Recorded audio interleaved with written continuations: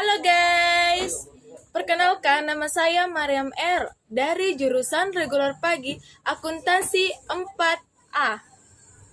Nah, di sini saya akan menjelaskan tentang perbedaan studi kelayakan bisnis dan bisnis plan. Yang kedua itu hambatan dan solusi bisnis plan. Adapun perbedaan studi kelayakan bisnis dan bisnis plan. Studi kelayakan bisnis. Studi kelayakan bisnis adalah proses yang menentukan apakah ide bisnis entrepreneur dapat menjadi bisnis yang sukses dan layak direalisasikan. Business plan. Business plan adalah sebuah dokumen yang tertulis yang menjelaskan rencana perusahaan atau pengusaha untuk memanfaatkan peluang-peluang usaha. Nah, serta menjelaskan berbagai langkah yang akan dilakukan untuk menjadikan peluang usaha tersebut menjadi suatu bentuk usaha yang nyata. Nah, jadi perbedaannya yaitu studi kelayakan bisnis ini dilakukan untuk menguji apakah bisnis yang akan dijalankan layak atau tidak, sedangkan bisnis plan adalah rencana atau langkah selanjutnya yang akan dilakukan dalam melaksanakan bisnis setelah bisnis itu dianggap sudah layak dari studi kelayakan bisnis. Hambatan bisnis plan beserta solusinya. Bisnis plan tidak ditulis adalah hambatan yang sangat sederhana, yang dimana jika bisnis plan ini tidak ditulis, kita akan mengalami masalah. Adapun solusi yang dapat dilakukan yaitu seharusnya bisnis plan ini ditulis sehingga memudahkan kita untuk mengetahui rencana bisnis kedepannya dan memudahkan kita untuk mendapatkan pendanaan dari investor dan saat mengajukan peminjaman modal. Kurangnya riset pasar, di mana perkembangan ekonomi di dunia ini berkembang sangat cepat. Informasi yang Anda dapatkan hari ini belum tentu cocok untuk besok atau kedepannya. Adapun solusinya itu dalam penyusunan riset pasar harus dilakukan paling tidak sebulan, 2 bulan, bahkan atau lebih. Tergantung pasar yang akan dimasuki sehingga kita bisa mengetahui perkembangan pasar yang ada. Segmentasi pasar. Nah, sebelum menentukan segmentasi pasar ini kita harus melakukan riset terlebih dahulu segmen apa yang akan dimasuki sehingga nantinya produk yang kita jual akan sesuai dengan target pasar. Nah, solusinya itu dalam hal ini seharusnya mengetahui atau mencari target produk yang apa yang dibutuhkan oleh konsumen dan target pasar mana yang akan dimasuki untuk menjual produk sehingga produk tersebut banyak diminati oleh konsumen. Ide boleh kreatif tapi juga harus realistis. Di mana kita ini memiliki ide yang kreatif memang baik, namun kadang para calon pebisnis seringkali mengabaikan faktor realistis dalam bisnis.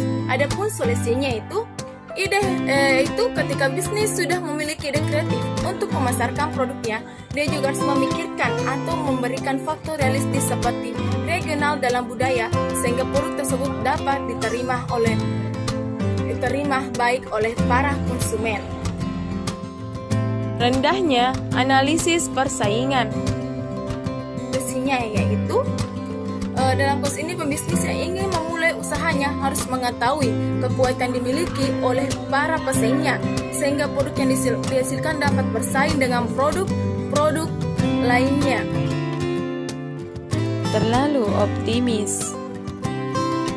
Dan adapun solusinya itu dalam mulai usaha seorang pebisnis ini seharusnya jangan terlalu optimis karena melihat dunia bisnis yang sangat sulit untuk ditebak dan terlalu optimis juga bisa membuat rencana yang kita buat akan sulit terrealisasi karena biasanya juga akan mengabaikan hal-hal yang kecil.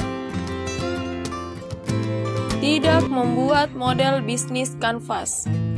Biasanya calon pembisnis lupa untuk membuat bisnis model kanvas dalam bisnis plan mereka. Adapun solusinya itu bisnis model kanvas ini adalah suatu alat dalam menjamin strategi kewirausahaan untuk menjelaskan, mendesain, menantang, menciptakan poros dalam suatu bisnis. Sehingga penting bagi pebisnis yang ingin melakukan perencanaan bisnis untuk membuat bisnis model kanvas. mengabaikan branding.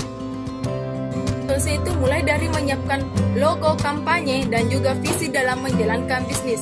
Branding diperlukan untuk menetapkan strategi pemasaran dan juga agar produk yang akan dijual mampu cepat disadari oleh calon konsumen.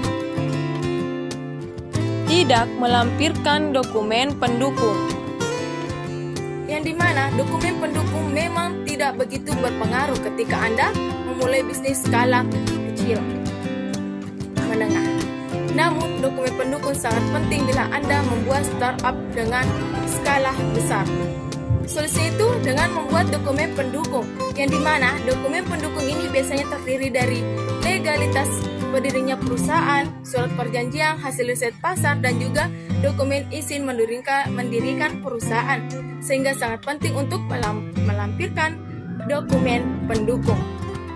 Perencanaan keuangan yang tidak realistis, yang dimana merencanakan keuangan mungkin kita tidak akan mengetahui kedepannya bagaimana akan terjadi dengan keuangan kita.